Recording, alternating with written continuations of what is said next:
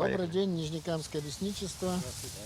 Хотим вас предупредить в связи с теплой погодой установившейся. Сейчас выходят змеи греться. Любителям гулять на свежем воздухе участковые лесничие рассказывают, как вести себя при встрече со змеями. Пенсионеры говорят, в лесу гуляют часто, но присмыкающихся здесь не видели ни разу. Но в жизни такие встречи случались. Змею круговой лежала, и я смотрю, на меня так как бы посмотрела, я убежала, в общем, ушла, и все. Один раз в жизни видела, и на всю жизнь запомнила. Такие профилактические беседы участковые лесничие проводят со всеми, кто встречается им во время рейда.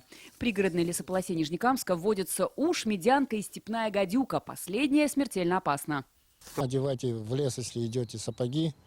Выше колен змея не кусает. Если вдруг, не дай бог, укусит, с собой в лес берите также супрастин, аллергические реакции, потому при укусе нога опухает.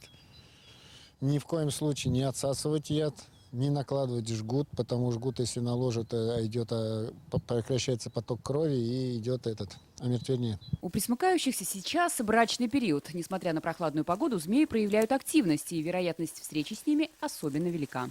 Клубок, порядка 40-50 змей в нем. Крутится, как футбольный мяч.